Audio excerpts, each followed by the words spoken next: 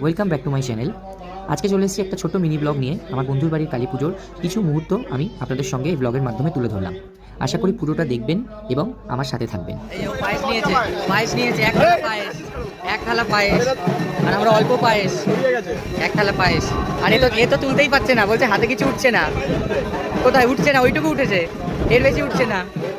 এই যে আমাদের অর্ণব রাজা, দাও দাও।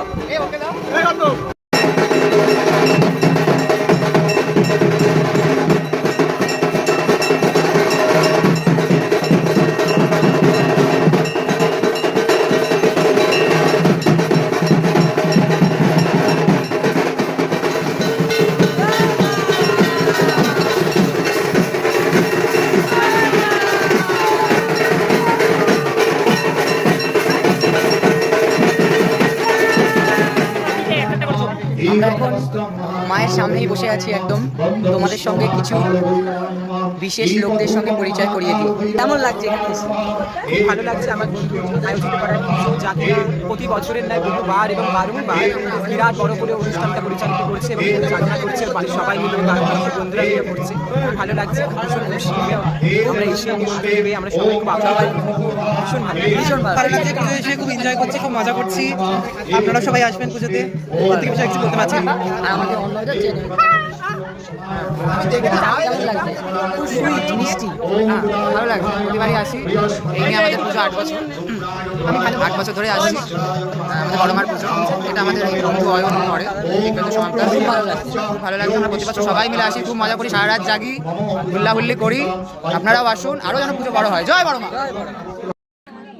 এখন হোম চলছে, ওদিকে হোম হচ্ছে।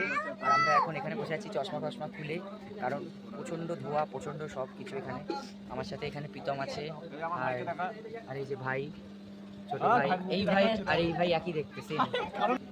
পুজো হচ্ছে, পুজো শেষ পর্যায়ে, ঘড়ির কাটায় 3:30 বেজে গেছে। এটা নিশিরাতের পুজো, তাই সূর্য ওঠা যাবে না।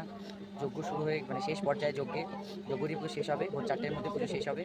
11টা থেকে পুজো বসে গেছে। আমার সামনে এখানে অনেকে আছে, আর ওইদিকে মাকে দেখিয়ে দিই।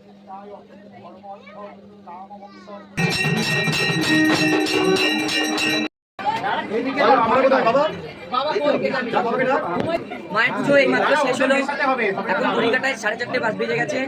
আপনাদের কাছে সমস্ত ভিডিও যাবে, দেখতে পাবেন যারা যারা দেখছেন। মায়ের পুজো মাত্র শেষ হলো, এখন চরণামৃত টিপ সমস্ত কিছু দেওয়া হচ্ছে। সমস্ত ভিডিও সবাইকে থাকবে। আগামীকাল বিসর্জন যদি কর্ম হবে সকালবেলা 11টা 11:30 নাগাদ। তখন মশাই এখন রয়েছে, চলে যাচ্ছে চরণামৃত দিতে। সবাইকে শুভ বড় মার পুজো, সবাইকে অনেক অনেক ধন্যবাদ।